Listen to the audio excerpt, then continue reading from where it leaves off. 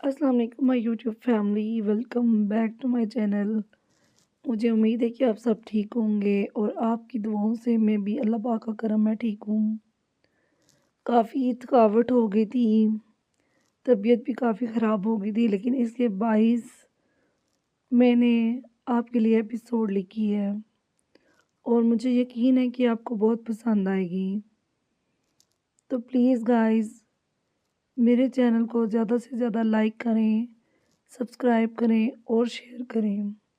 تو جلدی سے جائیں، فوراً سے سبسکرائب کریں تاکہ آپ کو آنے والی جتنی بھی ایپیسوڈ ہیں ان کا نوٹیفیکیشن ملتا رہے۔ اس کے علاوہ گائز میرا ٹارگٹ پورا کریں، نہیں تو میں ناراض ہو جاؤں گی۔ میرا ٹارگٹ ہے 200 لائکس اور 50 کمنٹس آپ کے آنے چاہیے۔ پلیز گائز، آپ کے لیے اتنی محنت کرتی ہوں تو آپ بھی میرے لیے کچھ کریں۔ میں آپ کے کمنٹس کا انتظار کروں گی۔ آپ کے کمنٹس پڑھ کے مجھے بہت حوصلہ ملتا ہے۔ آپ نے میری فرینڈ کی مدر کے لیے بھی بہت دعا کی ہے، اس کے لیے بہت بہت شکریہ۔ آپ کی دعاؤں کی اشد ضرورت ہے۔ آپ کا سپورٹ ہی میرے اندر حوصلہ پیدا کرتا ہے۔ تو چلیں میں نیکسٹ ایپیسوڈ سٹارٹ کرتی ہوں۔ Episode 37 part 1 by Muntaha Chauhan. کیا ہو گیا؟ بازو چھوڑو، وہ درد سے کررائی۔ تم سمجھتی کیا خود کو؟ ہر ایک کو اپنی انگلیوں پہ نچاؤ گی؟ وہ دبا دبا کے چلایا۔ میں ایسا کچھ نہیں۔ اس کے انداز پہ حیا نے حیرت سے اسے دیکھتے کچھ کہنا چاہا۔ کیا کچھ؟ حیات، ہر بات کی حد ہوتی ہے۔ میں بھی سوچوں۔ بیٹھے بٹھائے بابا کو اچانک سے ریسپشن کا خیال کہاں سے آ گیا؟ دانت کچکچاتے ماتھے پہ بل ڈالے حیات کو گھورا۔ حیات نے بے یقینی سے اسے دیکھے، اپنی طرف اشارہ کیا جیسے وہ پوچھنا چاہ رہی تھی کہ میں نے یہ سب کہاں؟ اتنی انجان مت بنو جیسے تم کچھ جانتی ہی نہیں۔ شاذل کو اس کے انداز پہ تب چڑھی۔ 1 منٹ، بڑے بابا نے پوچھا تھا، میری رضامندی جانی تھی۔ میں نے انہیں یہی کہا جیسے ان کی مرضی۔ اس میں سارا قصور میرے سر پہ کیوں ڈال رہے ہو؟ کیا شادی کے بعد لوگ ولیمہ نہیں دیتے؟ حیا بھی لڑنے مرنے کو تیار ہوئی تھی۔ دیتے ہیں، میں کوئی انکار نہیں کر رہا، لیکن اتنے بڑے پیمانے پہ بابا جان انتظام کر رہے ہیں، وہ میں افورڈ نہیں کر سکتا۔ شاذل اب کی بار سنجیدگی سے دھیمے لہجے میں بولا۔ کیوں mister D S P Shazil Khan زادہ؟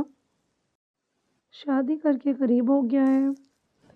سینے پہ بازو باندھے تیکھے انداز میں طنز کیا۔ شاذل نے پلٹ کے ایک گہری نظر اس پر ڈالی جو آج ضرورت سے زیادہ ہی سج سنور کے اس کے سامنے کھڑی تھی۔ مجال تھی کہ وہ کبھی شرما جائے، غربت کے لمحات میں بولتی بند ہو جاتی اور باقی لمحات میں لڑنے مرنے کو ایسے تیار ہو جاتی جیسے بچپن کی سہیلی ہو۔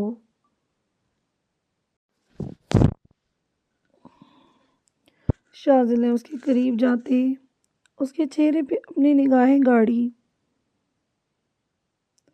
مجال تھی جو وہ نظریں جھکاتی۔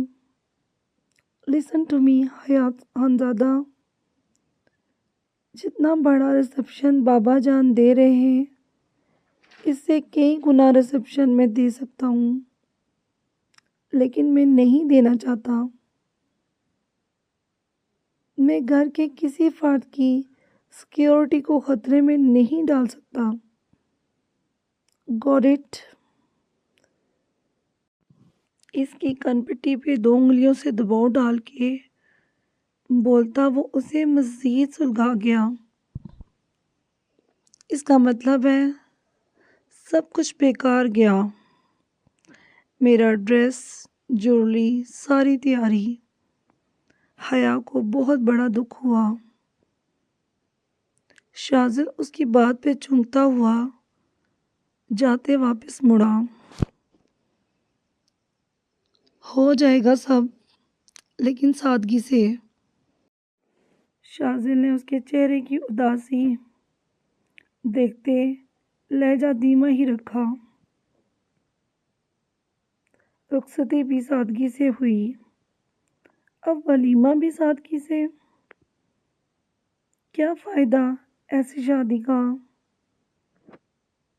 جس میں بس خود ہی بیٹھے ہوں، کوئی دیکھنے والا ہی نہ ہو۔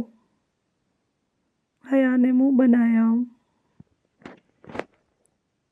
اس کی بات سنتا شاذل کا دماغ پھر سے شارٹ ہوا۔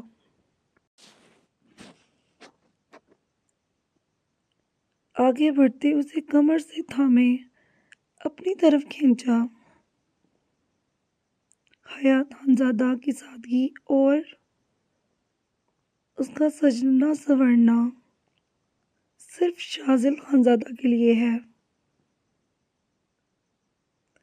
تمہیں دیکھنے کا، تمہیں چھونے کا،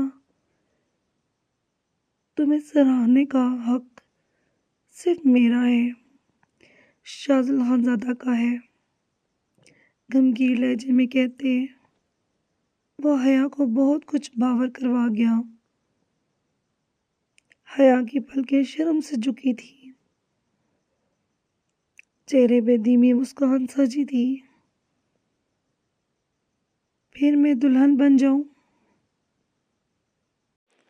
وہ بہت اشتیاق سے پوچھ رہی تھی۔ ضرورت نہیں، تم مجھے سادگی میں زیادہ اٹریکٹ کرتی ہو۔ اسے چھوڑتے وہ اب کبرڈ کی جانب بڑھتا، اپنے کپڑے نکالنے لگا، جبکہ حیا نے غصے سے ڈریسنگ ٹیبل سے برش اٹھا کے واپس پٹکا۔ شاذل نظر انداز کرتا باتھ روم میں گھس گیا۔ حیا جلے پیر کی بلی کی طرح پورے کمرے میں چکر لگا رہی تھی۔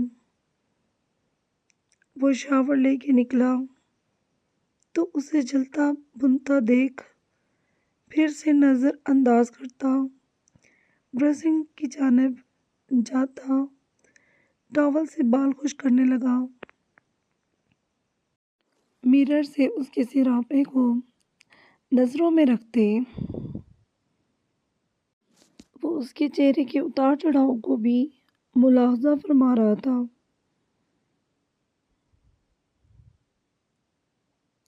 کہ اسی لمحے دستک ہوئی اور پشمینہ اندر داخل ہوئی۔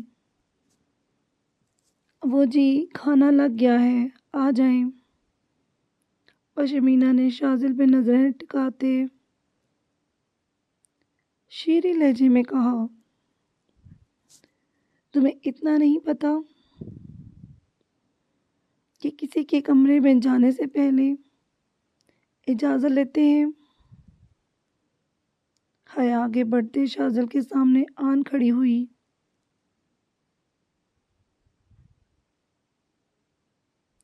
شاذل اس نازک اندام حسینہ کی کارکردگی دیکھتا حیران ہوا۔ اس کا وجود بھلا اس نازک سی لڑکی کے پیچھے چھپ سکتا تھا کیا؟ جی وہ دستک دی تھی۔ پشمینہ شرمندہ ہوئی۔ دستک دینا کافی ہوتا ہے کیا؟ تمہیں اجازت ملی روم میں آنے کی؟ حیا اپنا سارا غصہ اب اس پہ اتارنے کا ارادہ رکھتی تھی۔ شاذل نے نفی میں سر ہلایا۔ معاف کیجیے گا، آئندہ دھیان رکھوں گی۔ وہ نظریں جھکائے روندے لہجے میں بولی، پشمینہ آپ جائیں یہاں سے۔ شاذل کو حیا کا انداز سخت ناگوار گزرا۔ وہ بہت روڈ انداز میں پشمینہ سے بات کر رہی تھی۔ پشمینہ نے شاذل کی بات پہ سر اٹھا کے اسے ممنون نظروں سے دیکھا، جو ایک بار پھر سے حیا کو سلگا گیا۔ سنا نہیں، جاؤ، حیا غراتے ہوئے بولی تو پشمینہ فوراً باہر نکل گئی۔ یہ کیا بدتمیزی ہے حیات؟ شاذل نے اسے کلائی سے پکڑتے اپنی طرف موڑتے دھیمے لیکن سرد لہجے میں پوچھا، کیوں؟ تمہیں کیا مسئلہ ہے؟ وہ شاذل سے بھی بدتمیزی سے بات کرنے لگی۔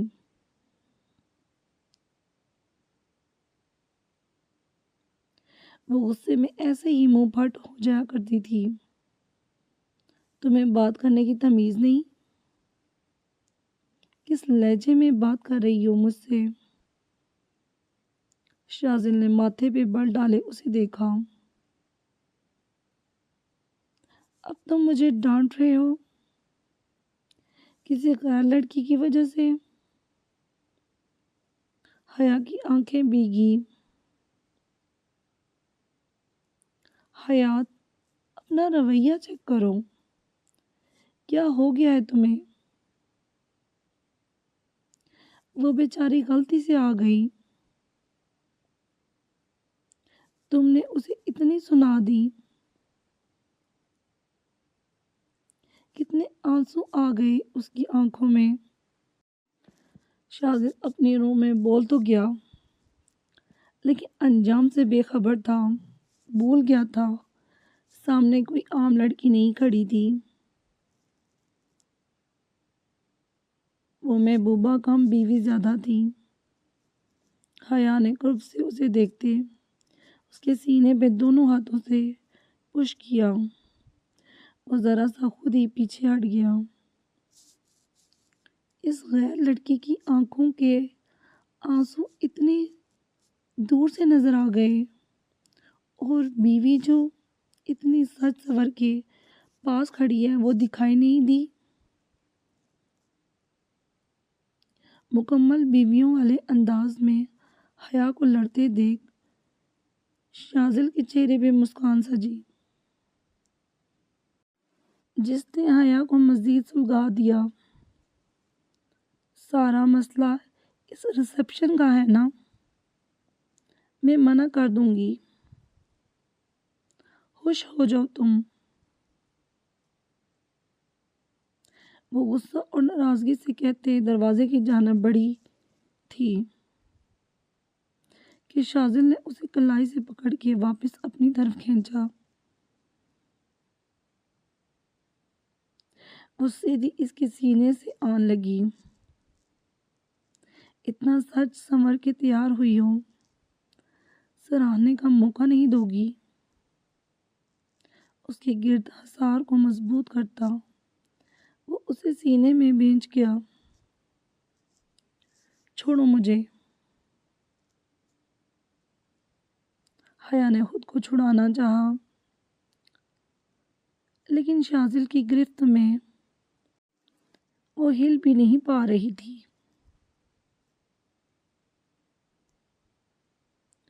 پہلے داد تو وصول کر لو، وہ غمگین لہجے میں کہتے اس کے لبوں پہ جھکا تو حیا نے اپنے لبوں کو دباتے انہیں بند کر لیا۔ شاذل نے اسے ایک گھوری سے اسے نوازا لیکن وہ حیا تھی، کسی سے کب ڈرنا سیکھا تھا اس نے۔ اسیر عشق episode 37 part 1 by Muntaha Chauhan. کیا ہوا؟ مما نے بتایا تمہیں بخار ہے؟ کیسے خراب ہوئی طبیعت؟ دارم نے تھکے ہارے کمرے میں قدم رکھا تو ایزا کو بستر میں گھسا ہوا پایا تو اس کے پاس جا بیٹھا۔ کمفرٹر اس کے چہرے سے ہٹایا۔ آپ کب آئے؟ وہ کسمسا کے اٹھی تھی۔ ابھی ہی، وہ تھکے تھکے انداز میں بولا اور بریڈ کروم کے ساتھ ٹیک لگا لی۔ آپ کے لیے کچھ کھانے کو لاتے ہیں۔ تم کھانے کو چھوڑو، یہاں آؤ، میرے پاس بیٹھو۔ اسے گود میں بٹھائے وہ اس کے کمر سے ہاتھ باندھتا، پیٹ پہ گرفت چھما گیا۔ ایزا حیرت سے دنگ اسے دیکھتی رہ گئی۔ چلو بتاؤ، کیوں بخار ہوا؟ دارم نے اس کے پیٹ پہ ہاتھوں کی انگلیوں سے ٹریسنگ کرتے استفسار کیا۔ نہیں، کچھ بھی تو نہیں ہوا، وہ گھبرائے سر نفی میں ہلاتے۔ دارم کو بہت معصوم لگی۔ کسی نے یونی میں کچھ کہا ہے کیا؟ دارم اس کے چہرے کے اتار چڑھاؤ کو دیکھ رہا تھا۔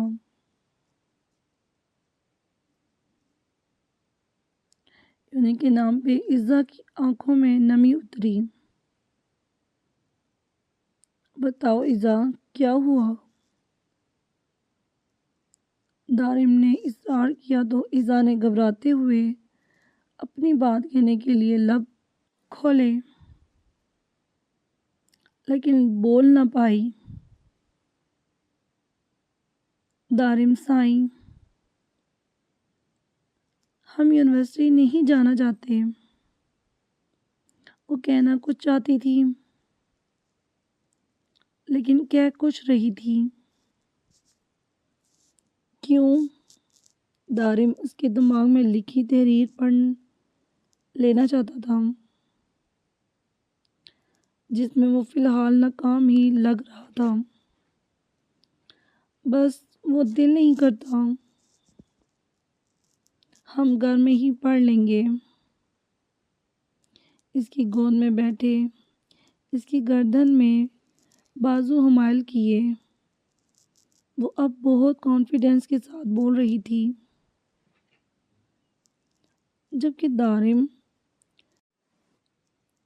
اس کے چہرے کی معصومیت پہ اپنے دل کی دھڑکنوں میں اتھل پتھل ہوتی محسوس کر رہا تھا۔ کسی لڑکی نے کچھ کہا؟ دارم کو یہی محسوس ہو رہا تھا۔ نہیں، سر فوراً نفی میں ہلایا۔ پھر دارم کے ماتھے پہ بل پڑے۔ وہ لڑکی بہت گندی ہے، ایزا نے سر جھکاتے برا سا منہ بناتے کہا۔ لڑکی؟ کون لڑکی؟ دارم ایک دم سے سیدھا ہوتا بیٹھا تھا۔ ایزا اس کے ساتھ اب بیڈ پہ بیٹھتے تھوڑا ڈرے جھکتے ساری بات بتا گئی۔ دارم نے اپنے لفظ سختی سے بھینچے۔ وہ نازک سی حسینہ جسے چھوتے دارم کو آج بھی ڈر لگتا کہ کہیں وہ اس کی نازکی کو محسوس کرتا، اسے کوئی تکلیف نہ پہنچائے۔ آج تک اس کے قریب نہیں آیا تھا اور اب تک اپنا ازدواجی رشتہ اس سے استوار نہ کر سکا تھا۔ وہ ایزا کو پہلے مکمل طور پہ دل سے اپنا لینے کے بعد ہی اس کی جانب پیش قدمی کرنا چاہتا تھا۔ دارم نے اس کے گالوں کو چھوا، جیسے اس لڑکی کے لبوں کا لمس وہ مٹانا چاہ رہا ہو۔ ایزا نے پلک جھپکتے اسے دیکھا۔ دارم نے آگے بڑھ کے اس کے گال پہ دھیرے سے اپنے لب رکھے کہ وہ سہم کی آنکھیں بند کر گئی۔ دارم کو جیسے اپنے تھکے اعصاب میں سکون اترتا محسوس ہوا۔ اس نے گھر آتے ہی کھانا کھا کے سونے کا ارادہ باندھا تھا تاکہ کچھ پل سکون کی حاصل کر سکے،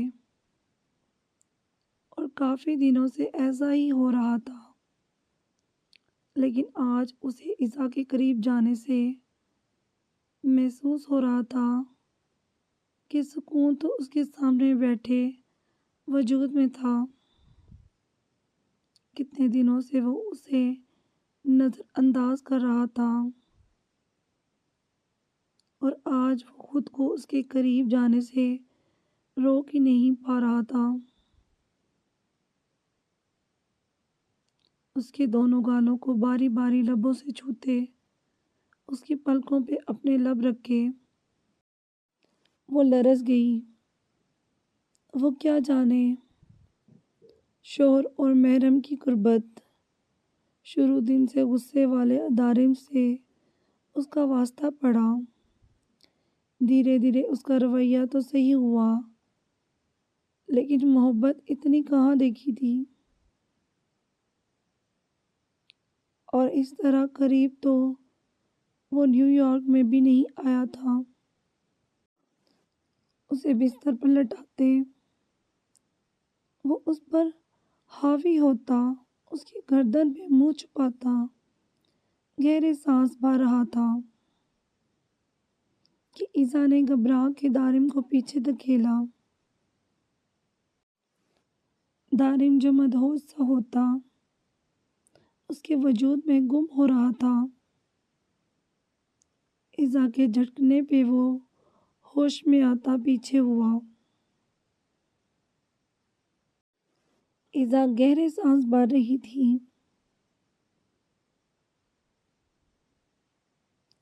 اس کا یوں جھٹکنا دارم کے اعصاب پہ بہت گرا گزرا تھا۔ سختی سے اپنے جبڑے بھینچے وہ بیڈ سے اٹھ گیا۔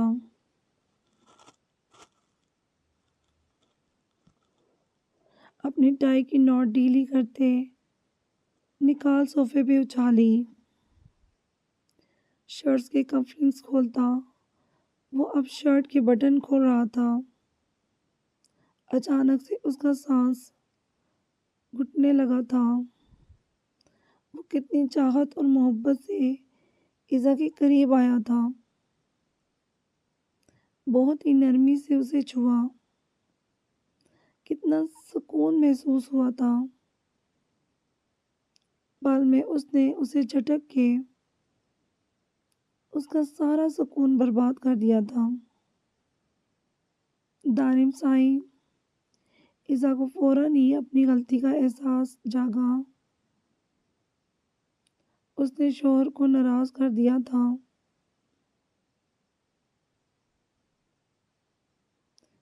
اور شوہر کی ناراضگی وہ کیسے مول لے سکتی تھی۔ سب کچھ بے اختیاری میں ہوا۔ وہ اس کے قریب آتی اس کی کلائی پکڑنے لگی کہ دارم نے فوراً اپنا ہاتھ کھینچ لیا اور انگلی اٹھا کے اسے وارن کرتے سرخ آنکھوں میں ڈورے لیے دیکھا، دور رہو مجھ سے۔ دارم کا سرد اور غصیلا لہجہ محسوس کرتی عزا کی روح تک کانپ گئی۔ آنسو خود بخود گالوں پہ آن ٹھہرے۔ دارم نے شرٹ اچھال کے دور صوفے پہ پھینکی اور بنا عزا کی جانب ایک نگاہ کیے وہ باتھ روم کا رخ کر گیا۔ دھاڑ سے دروازہ بند کیا تو عزا اپنی جگہ سے اچھل ہی گئی۔ اب کی بار آنکھوں میں ڈھیروں آنسو آن ٹھہرے۔ اسیر عشق episode 37 part 1 by Muntaha Chauhan. وہ بھی گھر پہنچی تھی۔ سلمیٰ نے ارج کو دیکھ شکر کا کلمہ پڑھا تھا۔ انہیں یہی ڈر تھا کہ کہیں ارج اپنے ماں باپ کے پاس نہ چلی جائے۔ ان کی کوئی بیٹی نہیں تھی، 2 بیٹے تھے، باسط رؤف اور بدر رؤف۔ باسط کی منگنی تانیہ سے ہو چکی تھی، جبکہ بدر چھوٹا بیٹا تھا جو 1 سال پہلے گھر چھوڑ کے گیا تو واپس نہ پلٹا۔ آج تک کوئی جان نہیں پایا تھا کہ وہ کہاں ہے۔ سلمیٰ بیگم کی دلی آرزو تھی کہ بدر اور ارج کی شادی ہو جائے۔ ارج انہیں اپنے بیٹوں سے بھی زیادہ عزیز تھی۔ وہ اسے خود سے ایک پل کے لیے بھی دور نہ کرتی تھی۔ ارج بھی اپنی پھپھو سے بہت پیار کرتی تھی۔ وہ جانتی تھی کہ اس کے سگے ماں باپ اویس شاہ اور نبیلہ بیگم ہیں، لیکن وہ کبھی بھی ان کے پاس جانے کا سوچ بھی نہیں سکتی تھی، کیونکہ سلمیٰ کی ارج میں جان بستی تھی۔ اور یہی وجہ تھی کہ وہ اپنے سگے ماں باپ سے دور ہوتی سلمیٰ کے نزدیک ہو گئی تھی۔ اور اس سب کی وجہ صرف اتنی تھی کہ سلمیٰ بیگم کی اپنی بیٹی، جو کہ پیدا ہوتے ہی اگلے دن وفات پا گئی، اس کی ڈیتھ کے اگلے دن ہی ارج کی پیدائش ہوئی تھی۔ سلمیٰ کو اپنے غم سے نکالنے کے لیے ارج کو سلمیٰ کی گود میں دے دیا گیا اور پھر سلمیٰ نے اسے واپس نہ لوٹایا۔ مما، کیا ہوا؟ رونے کیوں لگی؟ ارج نے انہیں اپنے گلے سے لگاتے استفسار کیا۔ بس بیٹا، مجھے تمہاری دوری چین نہیں لینے دیتی۔ تمہارے وجود میں میری سانسیں جڑی ہیں، مجھے کبھی مت چھوڑ کے جانا۔ وہ روتے ہوئے اس کا ماتھا چوم رہی تھی۔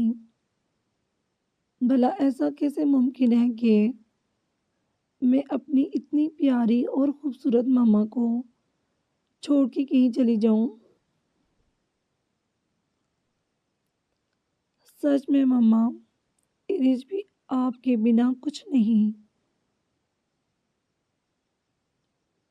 ارج کی آنکھیں جھلملا گئی۔ ماں کے پاس بیٹھے ان کے گلے لگے وہ خود کو بہت محفوظ تصور کر رہی تھی۔ آنٹی، ہمیں اجازت دیں، واپسی بھی ہے، عقیل نے اٹھتے ہوئے کہا۔ عقیل بھائی، رک جائیں، پلیز کل چلے جائیے گا۔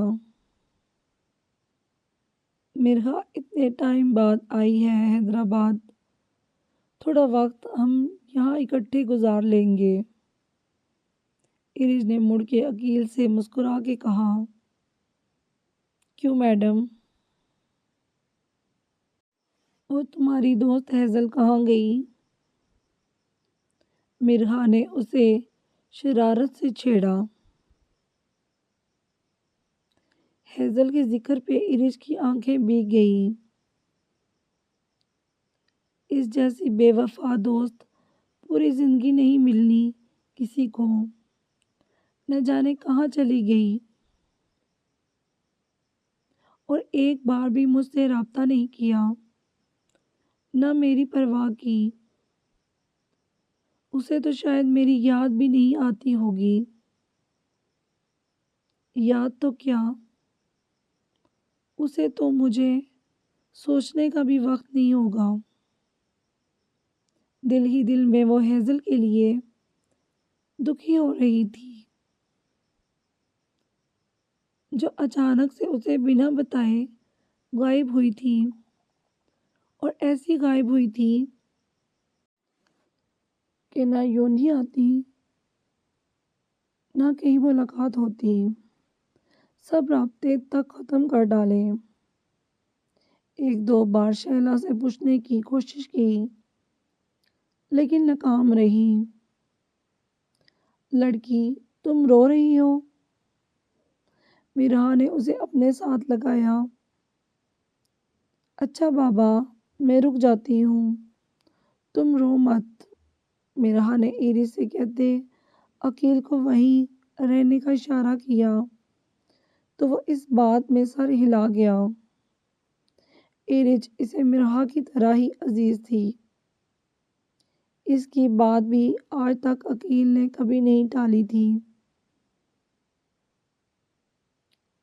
اسیر عشق ایپیسوڈ 37 پارٹ 1 میں منتہا چوہان۔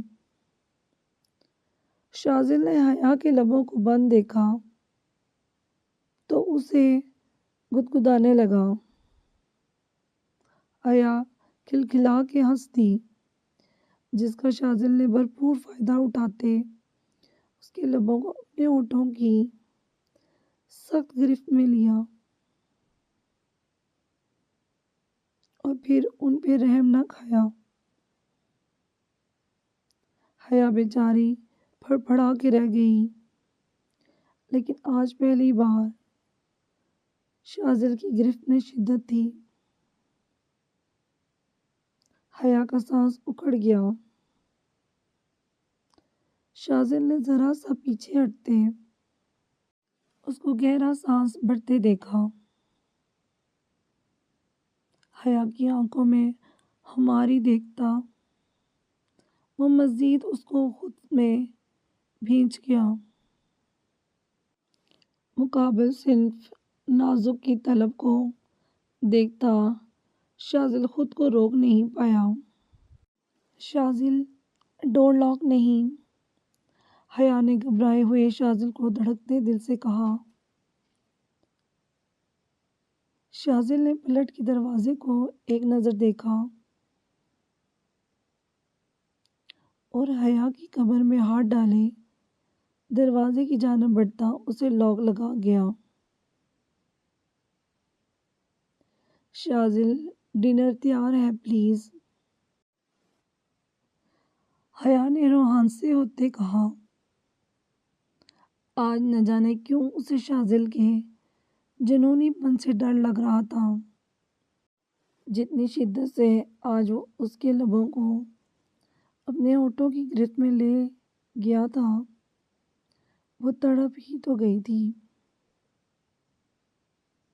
اپنے لبوں پہ وہ ابھی بھی جلن محسوس کر رہی تھی۔ ڈنر میں آج اپنی مرضی سے کروں گا، اس کو بہت قریب سے نہارتے وہ اپنی ٹی شرٹ کو اتار کے ایک ہی جھٹکے میں دور پھینک چکا تھا۔ اس کا کثرتی وجود، بڑے بڑے مسلز اور سکس پیکس دیکھتی وہ جی جان سے لرزی تھی۔ نہیں، وہ مجھے بھوک لگی۔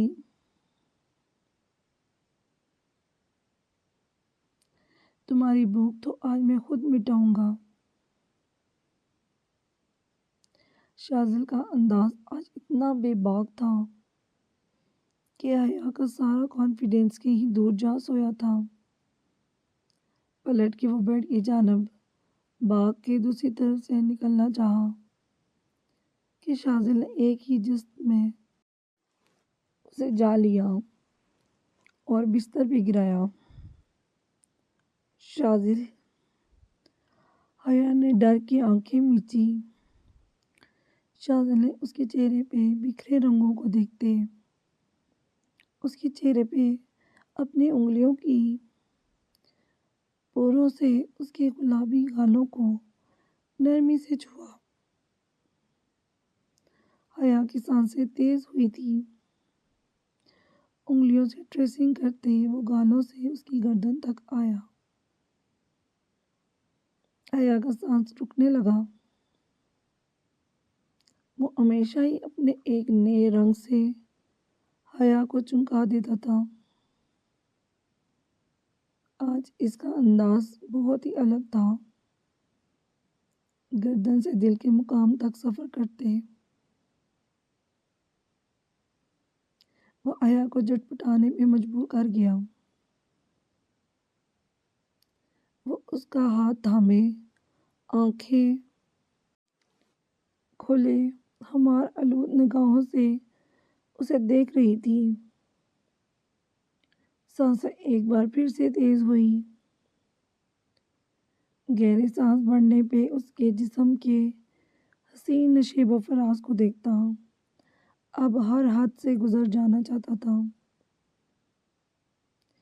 کھینچ کے جھٹکے سے اس کی کمر میں ہاتھ ڈالے، اسے اپنے مقابل کرتے بٹھایا۔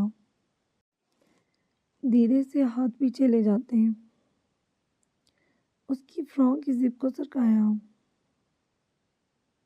تو حیا کی جان ہوا ہوئی۔ آج وہ حیا کے چہرے کا ایک ایک ایکٹ دیکھتا، اپنے جسم میں شرارے پھوٹتے محسوس کر رہا تھا۔ بلیک فراک کو دونوں طرف سے نیچے سرکایا تو بیوٹی بون کی تل پہ نگاہ جا ٹھہری۔ شدت سے اس پہ لب رکھتے وہ حیا کو سسکنے پہ مجبور کر گیا۔ حیا کی ہمت جواب دینے لگی تھی۔ وہ لائٹ آف کرنے کا کہنا چاہتی تھی لیکن زبان ہی ساتھ نہیں دے رہی تھی۔ آج پہلی بار شاذل کی قربت میں وہ بری طرح مچل رہی تھی۔ شاذل کے پیچھے ہٹتے وہ فوراً رو پھیر گئی۔ فراک سرک کے ہٹ چکا تھا۔ اس کی نگاہ میں حیا کی کمر کا جان لیوا دل آن سمایا۔ اس سے پہلے کہ شاذل مزید اپنی شدتیں نچھاور کرتا، اس کی نظر حیا کے کندھے کی بیک سائڈ پہ جا ٹھہری، جہاں ایک گہرا نشان تھا، جیسے دھبا نما بڑا سا داغ۔ شاذل نے اسے وہاں پہ چھوا تو حیا جو آنکھیں میچے اپنا تنفس بحال کر رہی تھی، شاذل کی انگلیوں کی حرکت کندھے کے پیچھے محسوس کرتی، کرنٹ کا آگے سیدھی ہوئی تھی۔ آگے کیا ہوگا جاننے کے لیے آپ نیکسٹ ایپیسوڈ لازمی ریڈ کیجیے گا اور میرے چینل کو زیادہ سے زیادہ شیئر کریں، لائک کریں، سبسکرائب کریں۔ Love you all, bye bye, take care, اللہ حافظ۔